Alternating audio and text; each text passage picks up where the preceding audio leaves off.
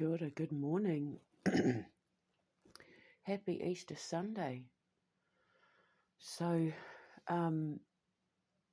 today I thought I'd give a talk about the test of faith that you go through when you have an ascension, or what I like to call the trial by fire, and why I call it the trial by fire, and everything that you experience when you're going on an ascension.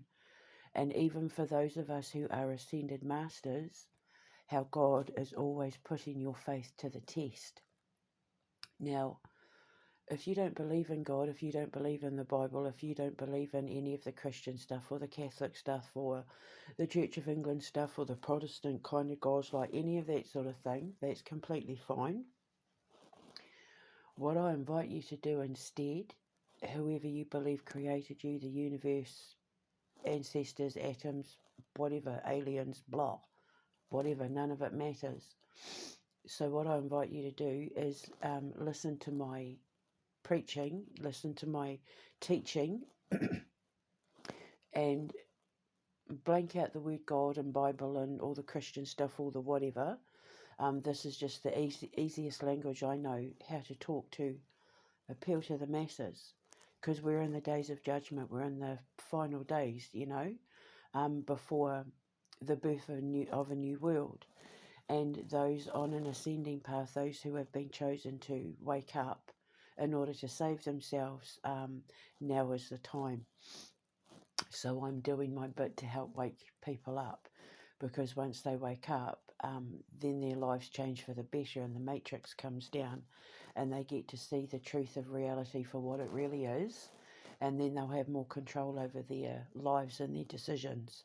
And then, we all bring about change once we all wake up, because then the greater light bulb goes on, which is a signal to God or your creator or whatever that we're ready to grow up and teach us the real stuff, which is like space flight, space travel, that sort of thing.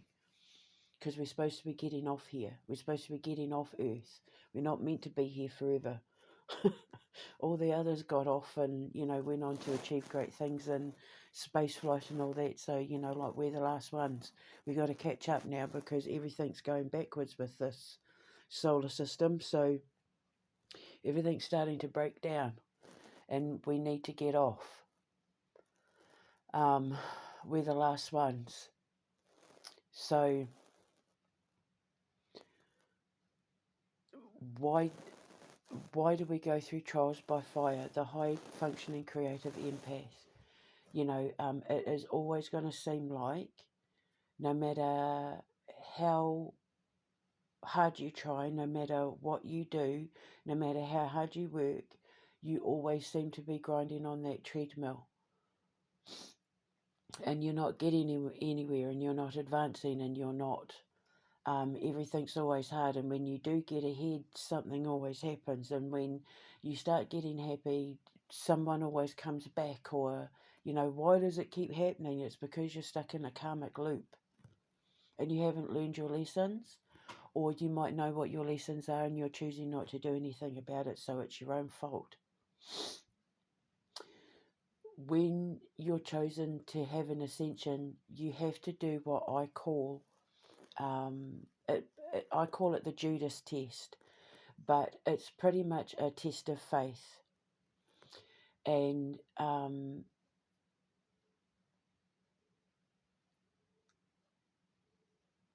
don't know if I said, for those that don't believe in God, teach everything I'm saying like a philosophy.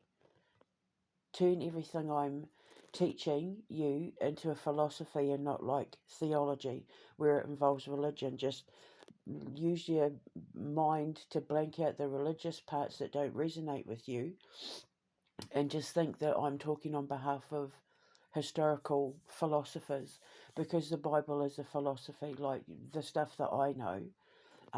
And it's all about wisdom. And I mean, you had like the Witch of Endor and King Solomon and Saul and all that had remarkable powers because they had faith, and they trusted the philosophies of their teaching of their ancestors and gods and all of that, and God, sorry. So just think of it as a philosophy, that I'm teaching you a philosophy on life, a philosophy on the ascension process.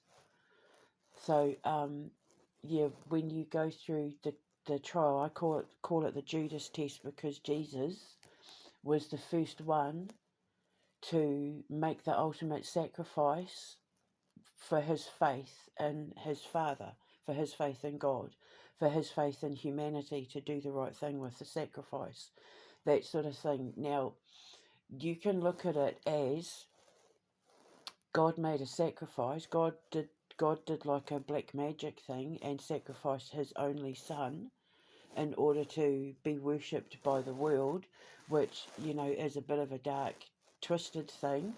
But that is like the other reality of what it is that we're looking at when you consider the duality of the atom, or the duality of the universe, the duality of the psychological mind, the duality of nature, where there is a God, a life-creating God, there is also a life-destroying God, and that's Satan.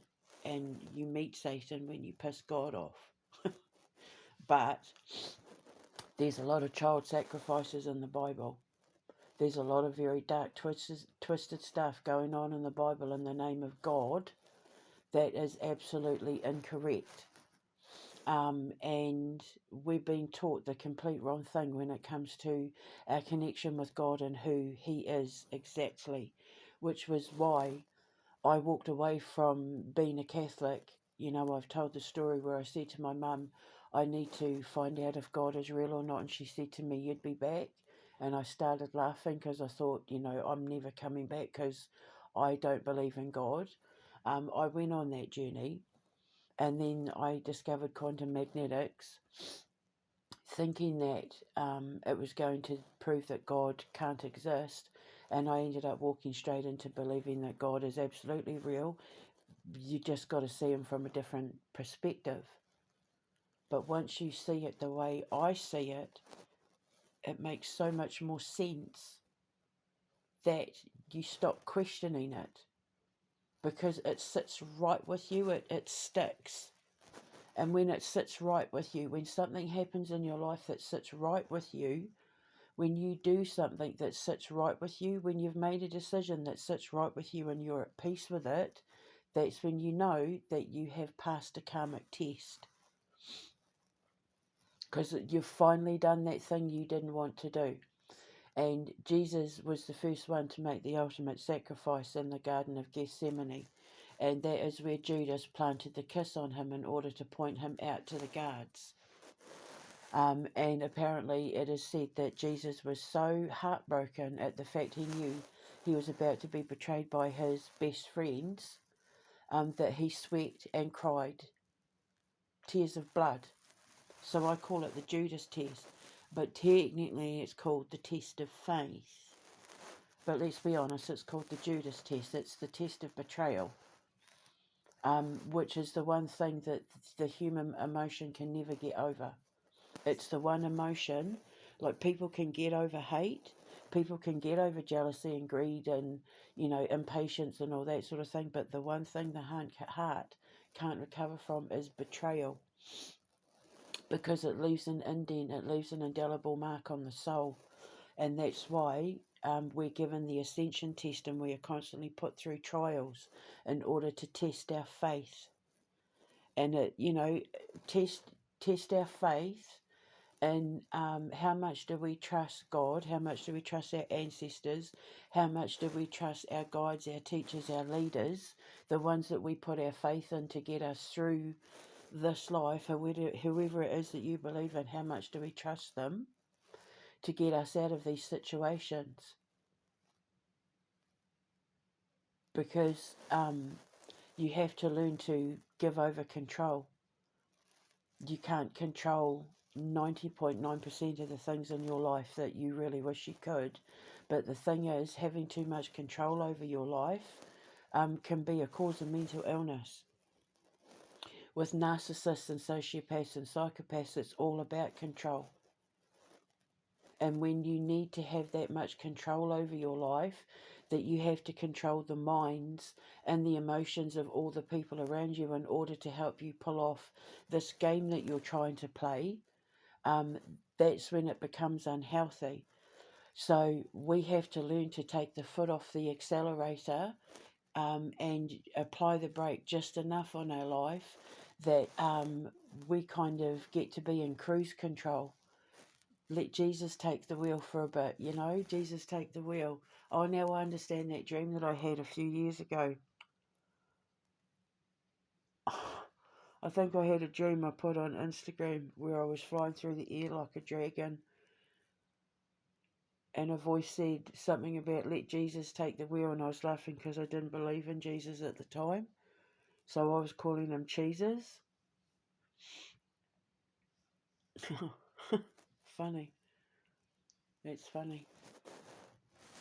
I was told, I think I was flying over Malaysia or something, and I was told that I had to go and save the people or help the people, and I just stopped flying and doing what I was doing and go and do this thing, and I had to let Jesus take the wheel or something, and I was making a joke about it because at the time I documented it, I didn't believe in Jesus. God.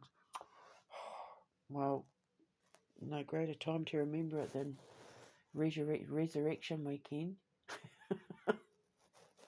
So I call it the Judas test. And it's not just betrayals from other people, it's also betrayals of yourself, betrayals of the heart, betrayals to yourself, because you're here to you got to treat yourself right.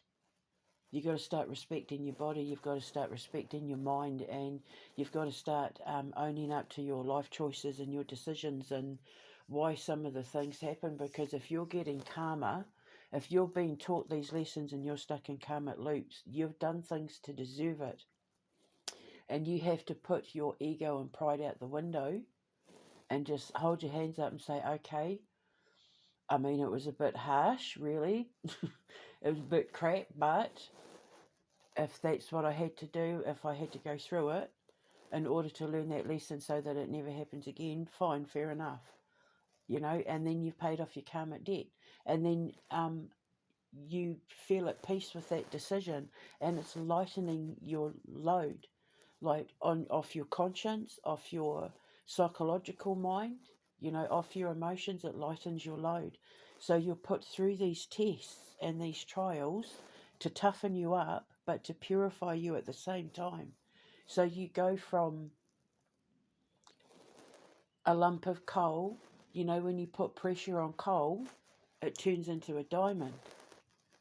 So God puts pressure on you to turn you into a diamond, to polish you, so that your light, when you hold light up to a diamond, it becomes like fractals and prisms of light, kind of like my gaming pod, inverted. Never mind.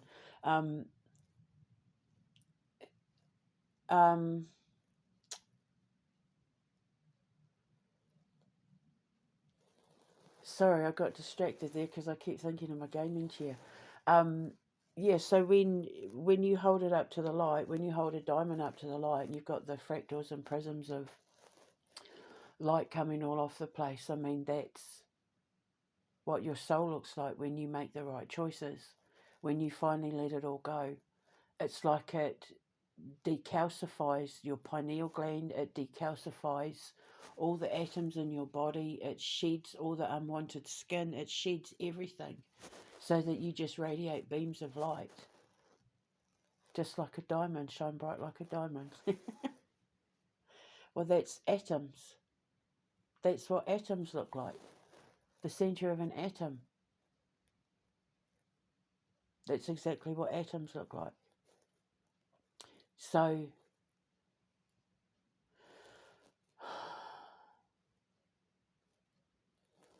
I call it the how much do you want it test, or what are you prepared to do to make your dream come true test. And when you get it right, you end up like King Solomon.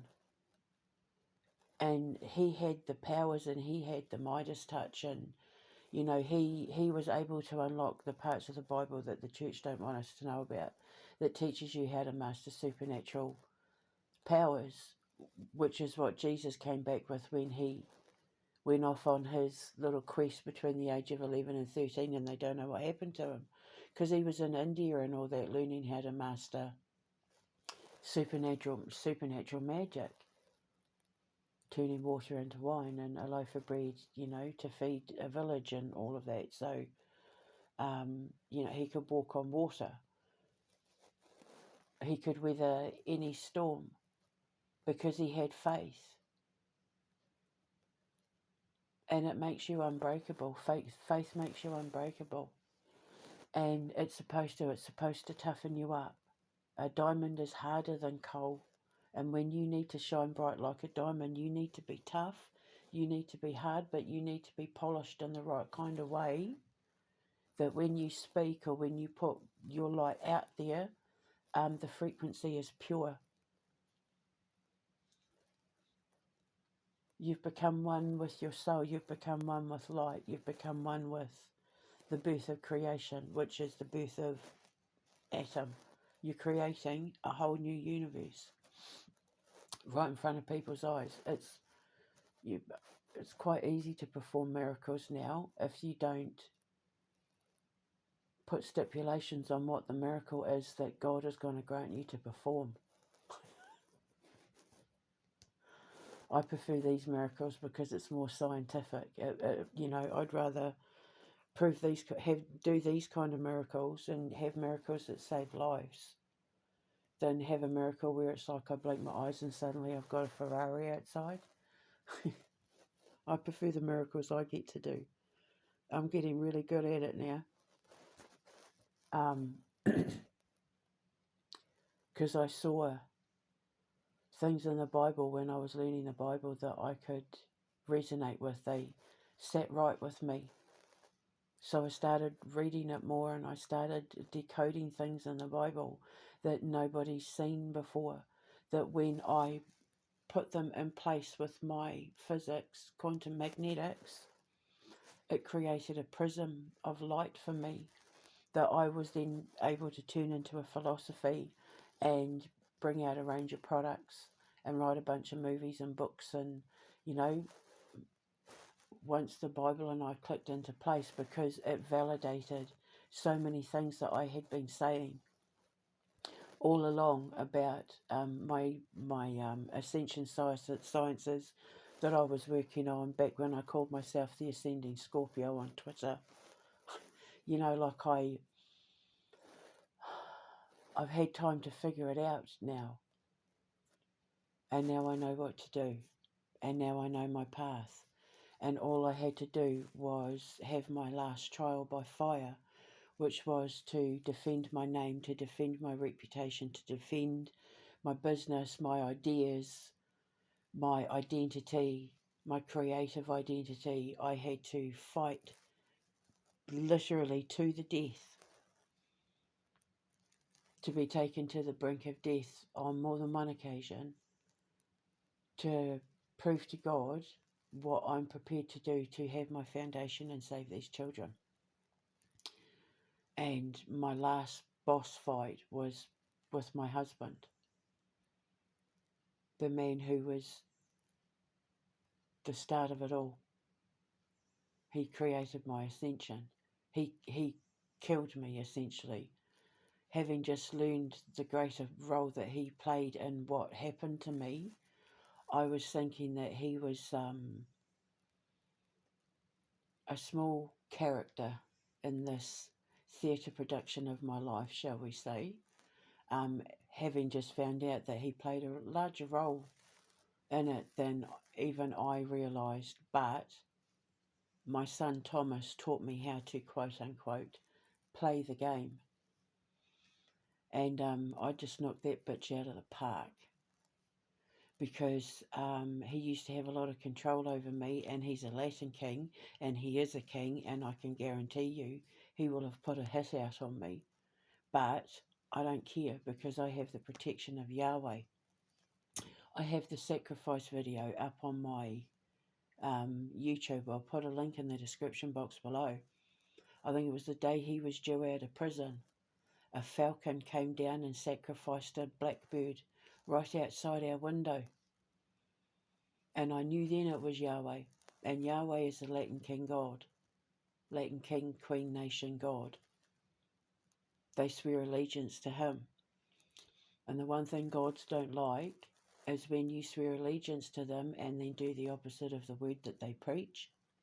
So if he's, said, kill her, take her out, blah, blah, blah. By the way, if anything happens to me, it will be my husband, Martin. Chris will know about it, guaranteed. Yahweh made the sacrifice to prove his loyalty and allegiance to me. So any LQs out there, any one of the nations out there who came near me, their fate would be worse than that of Aces, King Aces. Because they didn't just defy their king, they defied their God. And you don't defy God. Like, that's a no-no. That's the one thing you don't do. You don't lie in his name. You don't swear false allegiance to him and do the opposite, which is why Donald Trump is in so much trouble. He literally declared himself the second coming. He declared himself Jesus, the new Messiah.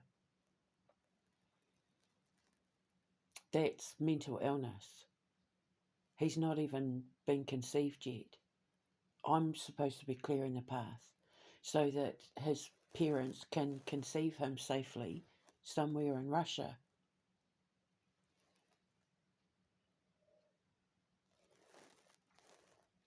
So my test of faith came in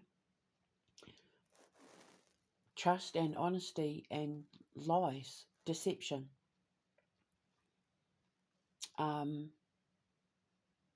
I was trusting the wrong people.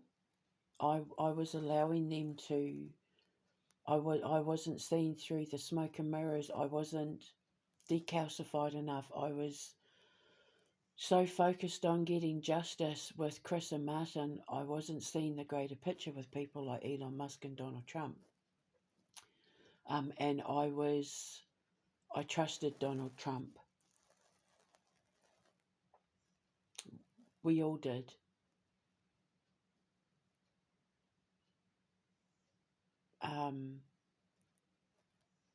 But Lucifer knows how to put on a show. The devil knows how to put on a show.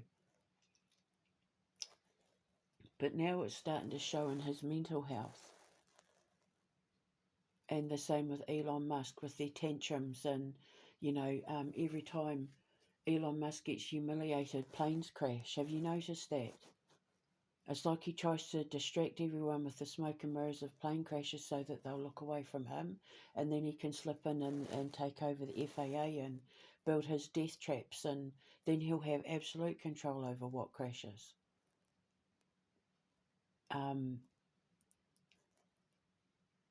Because they lied. They lied in the name of God.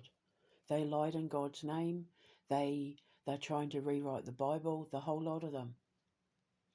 By my ex thinking that he has more power than Yahweh himself is in itself a mental illness. It's delusions of grandeur. I should know because they tried to say I had it. When I was actually just telling the truth by saying this is my physics and this is what I can do with it. Oh, she's nuts. She's got delusions of grandeur. And I'm going to build children's homes and rescue kids. Oh, she's definitely got delusions of grandeur, God complex. No, it's called faith. It's called faith in my physics that allows me to get so up close and personal with God. You can see through the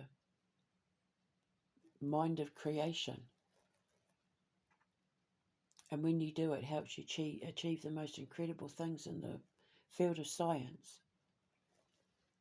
And even just in personal growth. So how is that a mental illness? Oh, I know, because it means that we're curing ourselves. It means we're healing ourselves, and we no longer need the medications to tell us what to think and feel. That's why they want to stop people like me, because I've figured out how to heal the mind and the soul and the body all at once that requires no prescription medication. And you cure yourself of addictions and disease, quote unquote diseases. They're calling obesity a disease now. What a joke. Gluttony is now a disease. That's just pathetic. But that's their way of saying it's not your fault you're fat. It's probably a genetic thing, like, we were obese when we were cavemen. Absolutely, yeah, sure, okay. If that's what you want people to believe, if people are dumb enough to fall for it. But then it gives them the opportunity to sell the juniper and those Ozempics and all of that. So, die from the injection or die from obesity, or just give up sugar and eat my food and lose tons of weight without even trying. You end up with so much energy, you want to get out and go for walks. I miss going through walks in the forest and bush so much you wouldn't believe. I miss walking along a beach. The first thing I'm going to do when I have the chance to get out of here once I get justice is I want to walk along the beach in bare feet and watch the sun go up or down. I don't care either way, and I want to go for a walk in the forest. And just listen to the birds. So anyway,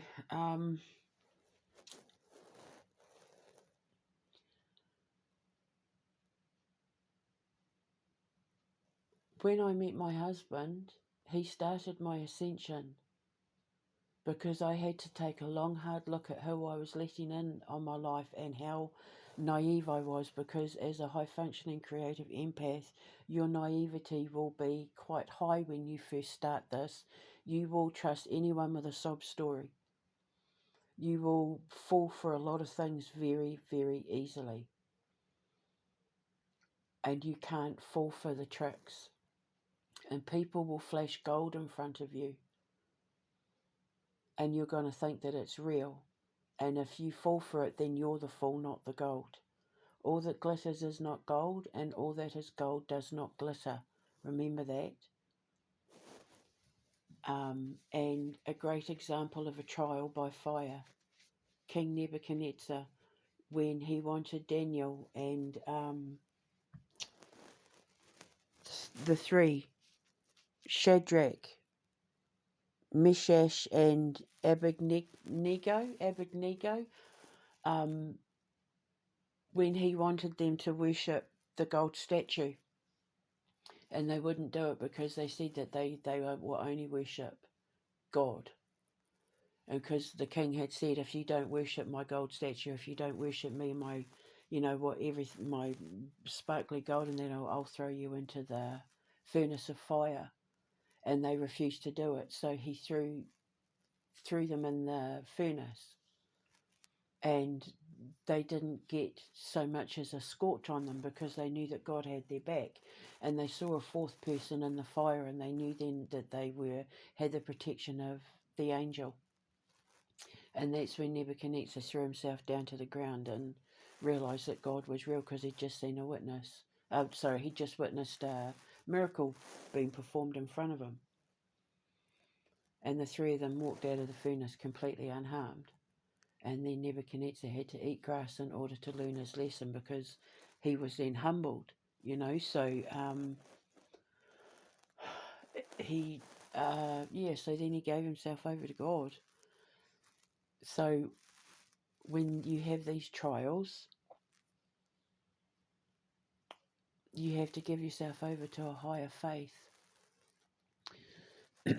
that there are things you can't control and there are things you can control.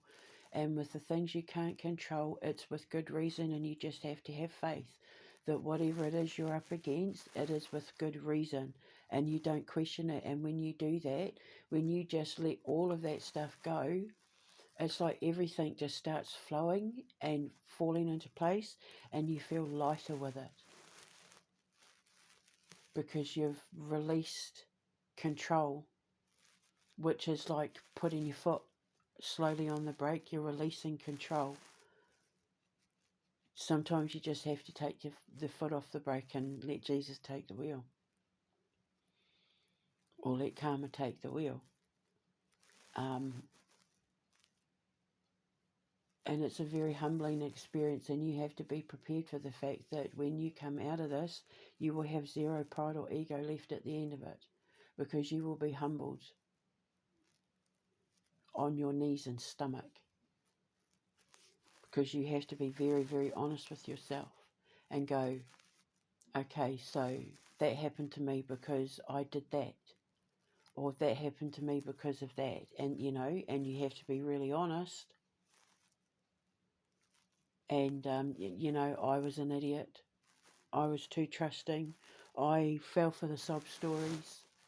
But when I was younger, I used to tell sob stories. I used to do emotionally manipulative things to try and get my way and all of that. But this is no excuse, but I'm saying, as a child who was a victim of child abuse, with a mother who was physically abusive, children learn how to lie and manipulate and use emotions and tell sob stories and that in order to protect themselves. A lot of kids also develop a sense of humour. A lot of comedians, like the really good ones, learned comedy in order to protect themselves from being bullied or being looked at as social outcasts for being poor and that sort of thing at school. So it's like a psychological protection. You do what you have to do to survive.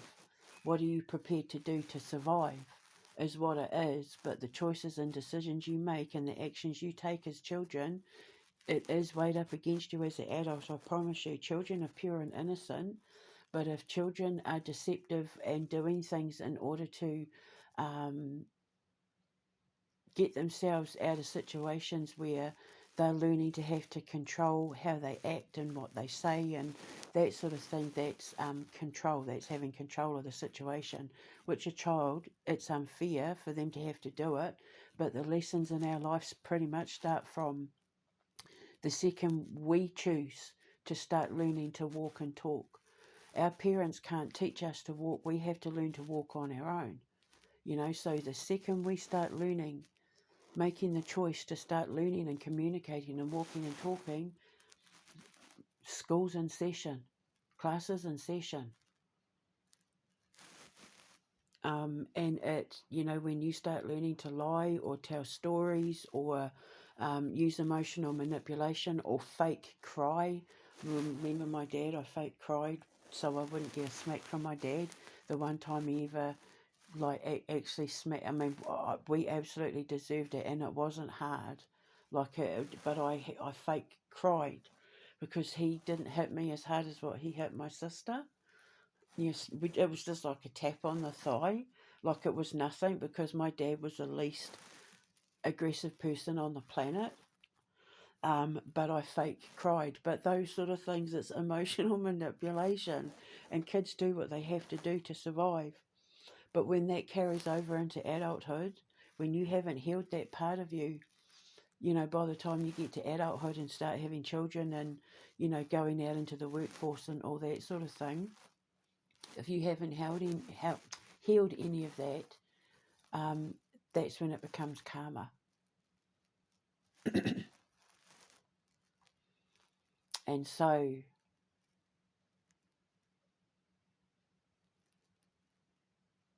anything that has happened to me in the past, I obviously deserved it because I needed to learn the lessons. I had to fine-tune my reputation. What I was prepared to stand up for and what I was prepared to admit was my fault and my responsibility. And that's what I've been doing since I got released. Well, since I got locked up, actually. That's when the real fight began. And I was not the perfect wife. I was morbidly obese. I ate my feelings to the point of it making me selfish and lazy and The housework was still done, everyone was still fed, but like I didn't want to go for walks, I didn't want to have adventures, I didn't want to do anything like that. And I had these two beautiful children, these two gifts from God, these two blessings in my life, who were begging for me to get up off my ass and go for a walk with them. And I had agoraphobia as well, which I brought over from New Zealand, which I got when I was dating my what became my then first husband, because I was being mocked and ridiculed for the way I was dressed at like 20, 21. I was just starting to lose weight for the first time properly, and I was having confidence with the way I was dressing. And yeah, so I got agoraphobia. I had agoraphobia from the age of like 20. And my children started bringing me out of my shell. I started trying for my children. It started with taking them for walks to go and get Doctor Who comics and that when they were like 3, 4 years old, because Thomas absolutely loved Doctor Who and Gabriel loved Thomas the Tank Engine, Thomas and Friends. So I used to take them for walks to get their magazines, and that was huge for me. People gasped when I did that, because everybody knew that I didn't go out without people with me. I had zero confidence. I had really bad agoraphobia, and I killed myself with that for my children. I also got off my ass and lost weight. I gave up sugar. It was the easiest thing I ever did. 24 hours of going off sugar, my migraines were gone, my foggy brain was gone, my vision was better, I was sleeping better, I instantly had more energy, like within 24 hours. Within 2 months, my fibromyalgia had completely disappeared. My arthritis was gone. The inflammation from my scars from my mesh rejection, it all disappeared. And I knew then I was never going to go back on sugar. But, you know, you have cravings for sweet things. I mean, you know, we need the carbs, we need the energy. And that's why nature gave us, like, fruit. And, you know, certain healthy kinds of sugars and all of that. So I turned that into supernatural foods with my cookies and jams and soon ice creams and, you know, any of our stuff that does have sugar in it is going to be natural sugar. It's going to be healthy sugar. Sugar that contributes to your weight loss and, you know, fine-tuning your body to purify your body. Like the different versions of pumpkin pie I do, diabetics can have my pumpkin pie. They can even have the topping, because I'm going to make like sauces and sauces and pickles and chutneys and relishes and all of that, jams and the sorceress. Miss Jodine is the sorceress. She's the empress of sauces. That's my brand thing. But yeah, she's the face, the brand for supernatural foods. She's the sorceress, but in her cauldron, you know, she makes her sauces, but instead of SORCERESS, sorceress, it's SAUCERESS. So she's going to be like a whole sort of bewitched cartoon thing on the side of all the products and, yeah, of our supernatural foods, which is great for promoting weight loss. And when we have our on my streaming service, when I do like my version of QVC and I'm talking about like my food range in there, I'll show before and after photos of my weight loss and say, look, it really does work. And, you know, if people want to call in or write in and ask questions about the weight loss and what I did to exercise or anything like that, I'll be like the new Richard Simmons, but like the giant Amazonian version, the giant Amazonian woman version of Richard Simmons. But don't make me exercise because I'm too lazy. But I would take you out on walks, and I love to walk. I love to walk in the country and on beaches and just like out in nature. I could just walk and walk and walk. And I really, really, really, I said to the boys the other day, want to get back into camping because I love camping so much. Just not in the Appalachian Mountains or pretty much anywhere in America because I've seen YouTube and I've seen what happens to people who go camping and hiking in America, and no thank you. You can keep your deliverance rednecky kind of genetically inbred serial killer friggin' family blood drinking bloodline spooks in the mountain and your creepy man bear pig things. Just no thanks. Just keep it there. If I go camping in America, it'll be in RVs that have lockable doors and a couple of shotguns.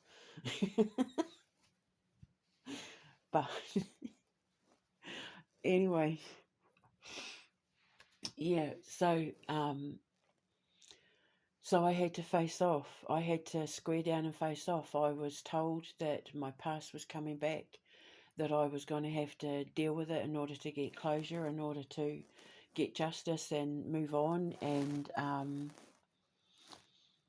Yahweh let me know a couple of years ago that I was more than protected, more than safe, and not to worry about it. And the date just so happened to fall on when he was being released from prison. And yeah, I've done that now, and it's like I'm at peace with it. With everything I've just had to do with him, I'm at peace with it. I don't feel guilty about it. I'm happy with how it all went.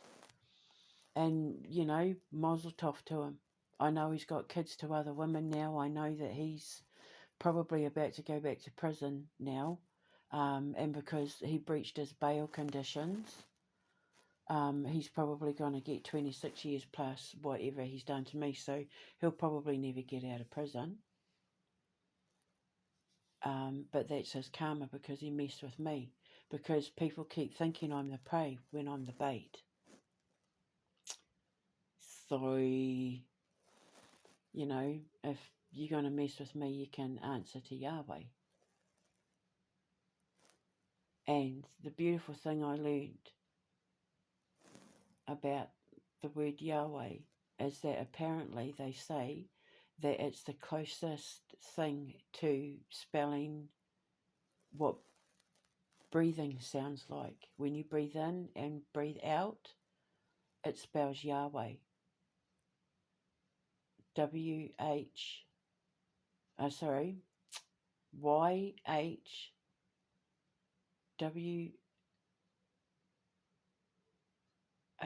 is it? Yeah, like breathing in, breathing out. Breath of life is Yahweh. Pretty cool, eh? So, when anything happens where you're stuck on the karmic loop, look at what you're not wanting to look at and be honest with yourself and heal it and let it go. And when trials are constantly put in your path, turn them into stepping stones, not hurdles. Look at the bigger picture. Look at why it's happening. Do what you have to do to stop it from happening, whether it's confronting someone, being honest with yourself, walking away, shutting the door, resigning, putting it down, saving for a bit longer, whatever it is you have to do. Because when these little trials, these, like Job was put on the greatest test of faith there was. I mean, he was literally used as a pawn in a game between Satan and God. Which is how you know that Satan isn't the bad guy, because he has access to God in heaven anytime he wants. And God can go down into hell anytime he wants. That's how you know they're in it together. That's how you know they're the dual nature of each other. They worked together. And they put poor Job in the middle of it. And my God, did they put him through the test of faith. But even he didn't make the ultimate sacrifice like Jesus Christ did, which was allowing himself to be literally sacrificed in an occult ritual.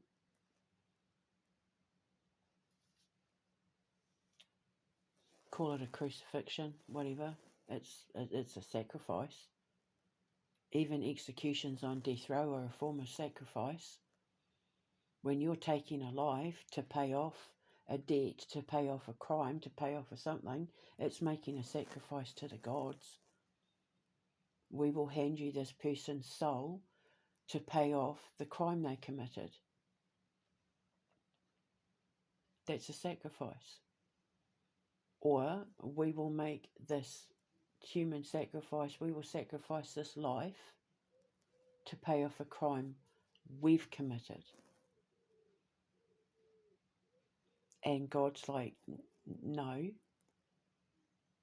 Why are you sacrificing goats when they're my goats? Why are you sacrificing calves and bulls when I created them? You're killing the things I created to give to you as a gift, to give back to me.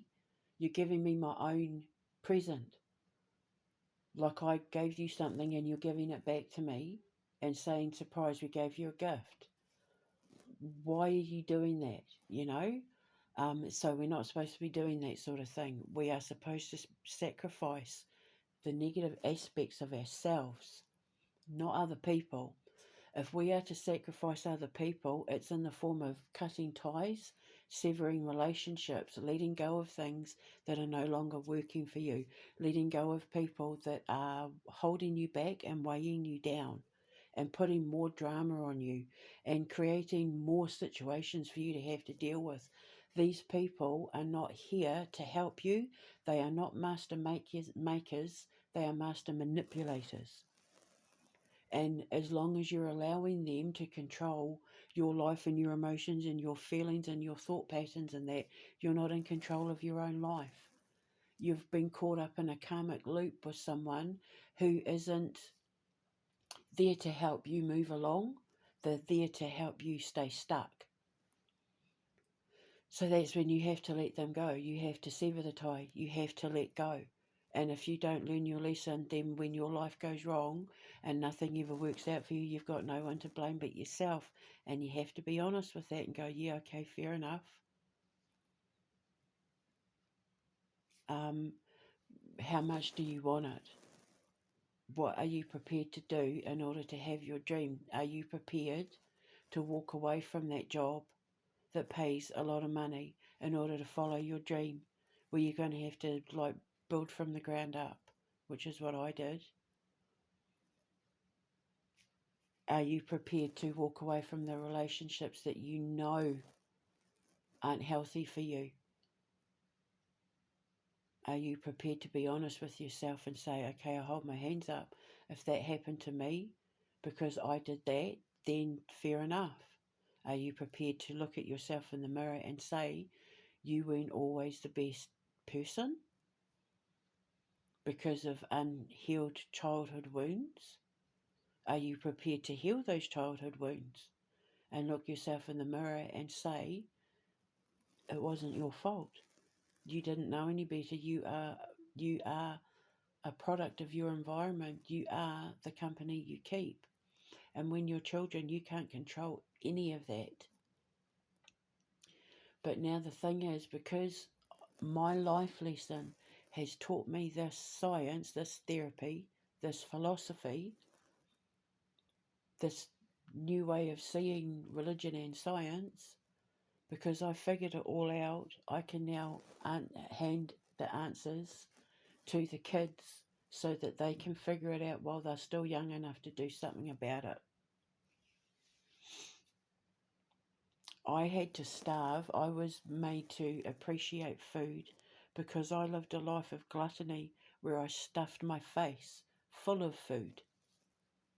So then my karma was, but for the sin of gluttony, for the vice of gluttony, I had to purify and be put through being tortured and starved, because I tortured myself with the medications I was taking, you know, all the morphines and dihydrocodeines and all that. I was stuffing my face with all of the toxins and impurities to punish myself. So in order to learn the lesson to love myself and appreciate life and make up for the sin of gluttony and sloth, I was starved.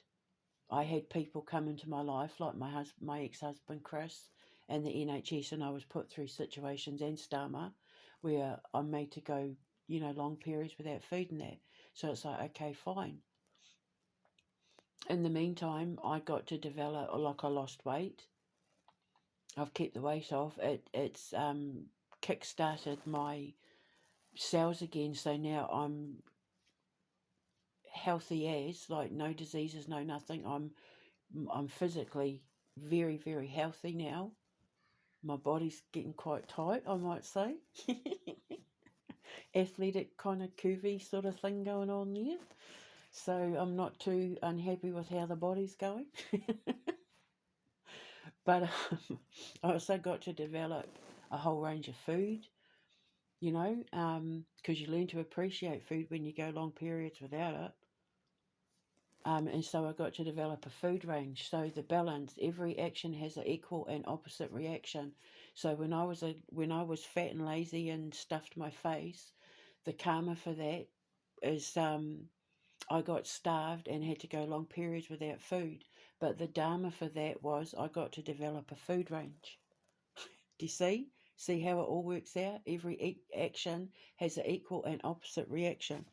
So, I set out on a path to prove that God wasn't real, and ended up finding out that God was real, but he's not the God that I thought he was. So the equal and the opposite had a balance in the middle that sits right with me. So once I started unlocking it all and figuring it all out, everything fell into place to the point where now every choice and decision I've made and every action I've taken and every situation I've ever been put in, I'm completely at peace with the whole lot, including putting my exes back in prison, or putting my husband back in prison and my ex in prison. Completely fine with that. Because anything that I did wasn't anywhere near as bad in comparison to the stuff that they did in return. So now they have to carry that load, not me. Because it's like a bit like Palestine and Israel, like using a shotgun to shoot a kid who throws a stone. I threw a stone and they shot me with a missile in return. So, they kind of overdid it with what they did. They were only supposed to come as karmics to do so much, but they didn't listen to the warnings. They were supposed to serve a purpose according to God and Satan sort of thing. They were there to serve a purpose and then step back, but they didn't. They kept going and going and going because of how my son Thomas taught me to play the game. So I just kept reeling them in so that they would do more and more and more and more, because we had to see how far they would take it. What are you prepared to do? How far are you willing to take it? What are you prepared to do? How far are you willing to go? That's the Judas test. So how far were they willing to go? Well, as you can see from all my evidence and from my story, they were willing to go pretty far. But as a result, it just made me more supernatural. It just powered me up, because by that point, I'd already paid off all my debt. My load was lightened already. So now I get to take all of that and use it to catapult me into what I'm now flying faster than the speed of light into. And I'm so excited. I can see it all so clearly now. My foundation, I know exactly how I want it to go. I know exactly what I want it to look like. My little mini retreats, my little mini resorts. I know, like I've figured it, it's like and finally doing the one thing I didn't want to do, which was have to face my husband, regardless of what I know he was trying to do behind the scenes, and his personas and fake innocence. He's literally just walked into my trap. So now that's done. I can let go. I can move on now. I'm literally just waiting to hear that it's over, and that I can let these walls down and step out and walk away with my boys. Then I'm going to walk in a forest. I'm going to walk barefoot in the sand on a beach. I'm going to have a nice steak dinner. I'm going to go and stay in a hotel and have a hot bath. I'm going to go to a country where there's weed and I'm going to smoke the biggest, fattest joint you've ever had in your life. Because I friggin' well deserve it. I deserve it. Even God knows that now. We've got this whole thing going on between him and I when it comes to that. In the form of Shiva. Thank you, Shiva. But yeah, even it's like, I'm not going to explain it, but yeah, we have this whole language with when it comes to that I'm at peace with, and so's he. But it changed my life, and it protects your brain from mind control. And I don't mean like, just the woo direct energy weapon stuff. I mean mind manipulation. When you smoke it, you're less susceptible to people feeding you the bullshit. I was going to say the BS, but then shit came in. I try not to say swears anymore, but I don't consider bullshit to be a swear or bastard. But anyway, I'm trying to be polite. So, yeah, it doesn't matter what Job went through. It doesn't matter what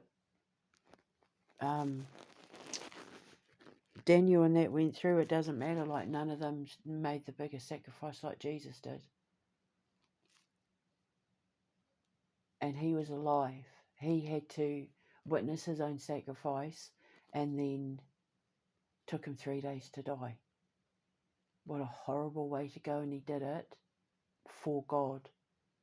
Heartbroken, betrayed, devastated, feeling alone and abandoned, feeling like they'd been sacrificed. Feed to the wolves, feed to the lions, like Daniel, but faith.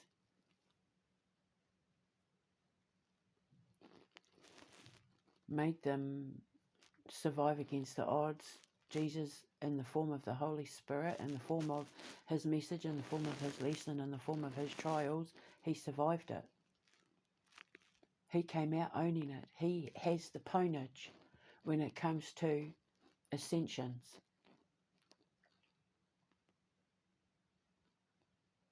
And there's other versions of Jesus out there in other religions who survived against immeasurable odds to have total ownage on their journey, on their trial. And that's what happens when you come at the end of your ascension. You have total ponage on your trial. You'll come out of it with a mastery of something so great that it will leave an imprint on life forever. Which is why, if you don't believe in religion, which has, been around for thousands of years, believe in philosophy, which hasn't been around for as long, but we've been figuring stuff out a lot longer than we ever knew that there was a God and a church and a Bible and a this and a temple.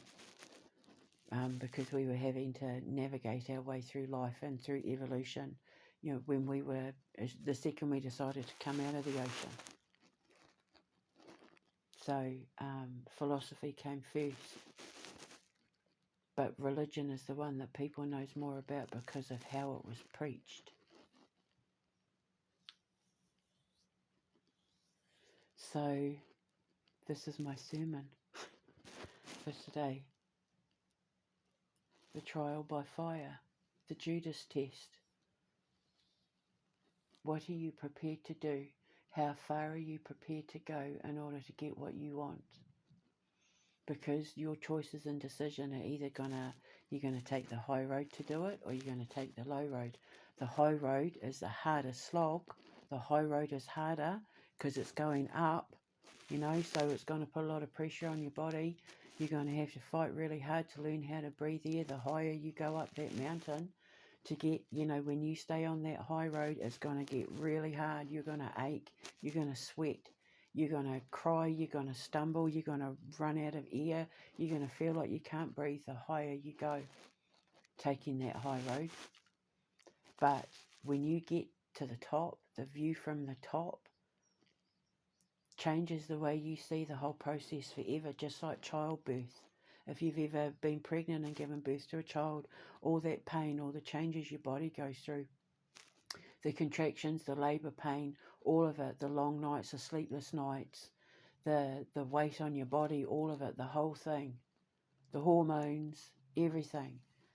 And then it's all forgotten the second you lay eyes on that child.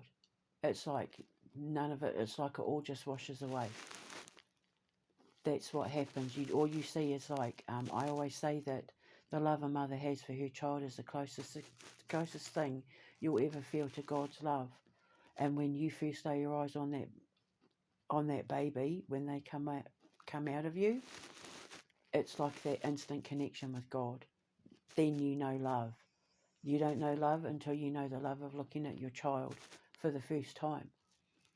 That's when you know that possibly God is real. He's just in many forms. Because God means to create, and he creates himself in many forms. And for a mother, it's in that child. And so the high road, when you get to the top, it's that exact feeling. But the low road is easier. You just ride that road down. It's easier. Gravity will even do the work for you. Whereas taking the high road, you're working against the forces of gravity. But the low road, it's easier to get to. You'll get there faster. But you'll end up in hell when you do it. So I took the high road. He took the low road. He had the opportunity to take the high road, and he passed it up for women. I've got letters under my bed. And I've said this before, but I have letters under my bed where he was trying to convince me to write back to him using LSD in the ink, like under the ink, I think he said. And he was trying to, and because the interesting thing is, just before him and I, when he gave me the ultimatum in the 2018, 2019, when I had to walk away from helping the veterans and the serving soldiers with PTSD because he got jealous. He said it was my fault he got put in the box. And then he started talking about how there was this couple who got caught trying to pass drugs to each other in the thing, and they went to prison. But it turned out that, I can't remember, it was something like, it was supposed to be a weekend. I was supposed to be there or something like that, or I was almost going there, was going to be going back, or I've got the letters under my bed anyway. Long story short, I've got letters where he was trying to get me to put LSD in the letters to post to him so that he could have the drugs and sell them or something, he said. And then something happened with a couple who were caught selling, passing drugs off to each other, and he got implicated in it and put in the box until there was an investigation or something. And they wanted him to do a drug test or something, and he was scared. And so I broke the machine, and it's all in writing. I've got it in letters. I broke the machine, so they couldn't do the test, and it bought him some time to do this urine test, or it's something like that. It's all in letter form. I'm remembering it badly because you have to remember I was being starved at the time because I was going without food so that he could stuff his face.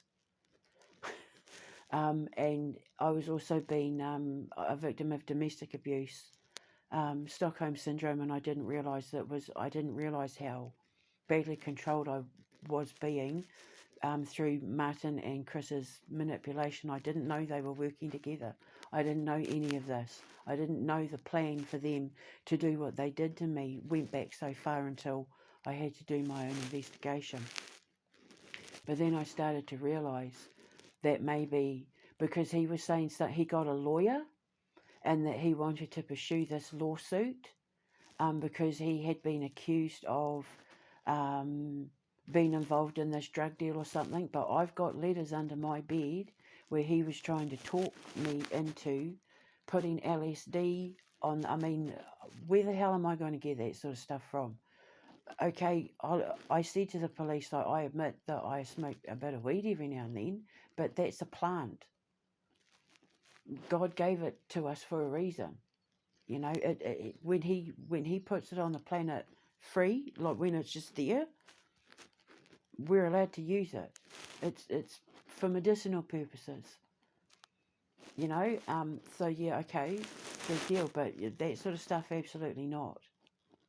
I don't do any of that chemical sort of stuff, and because the irony is, they tried to say that I was a drug addict by trying to force me to become a drug addict because they were slowly feeding me the drugs, forgetting that I got tested years ago for when they first wanted to start putting me on morphine prescriptions. Back in New Zealand, it will all be on my medical records, but the Upper Hutt Medical Centre? It'll be on my medical records that my doctor treated, when they were first looking at giving me morphine, they tested me, and we had the conversation, it'll be in her medical notes, where she said, before I gave you this medication, I had to see if you could be trusted with it, and you passed the addiction test. She said, I've tested you and you don't have an addictive personality, so I'm happy to prescribe you morphine for your back. Because then I had to bring all of that over here to get the same prescriptions over here, which is why I used to be given morphines in that here, because they knew I didn't have an addictive personality. So they were trying to feed me all these drugs thinking I'd have an addiction to it, but I don't have an addictive personality, which is why I started smoking when I was 16, 17, properly when I was like 19. The second I found out I was pregnant with Thomas when I was 35, I gave up overnight. I gave up sugar overnight. Like I can walk away from things. I don't have addictions to things. When I was on all those morphines and the Valium and the dihydrocodeine and all of that, I was able to walk away from it all night. I've got it on medical records where I went to the doctor after I started losing my weight when I went off sugar, and said I want to go off my medication because I was going to start, I was taking MSM to help with the mesh rejection and all of that as well, the mineral MSM, and I took CDS, the chloride dioxide solution, which got rid of all the chronic infection of the mesh. The MSM was to help with my joints and arthritis and that, and when I could have access to it, the Mary Jane. And through that, I was able to, and drinking apple cider vinegar, I was able to go off all my medication.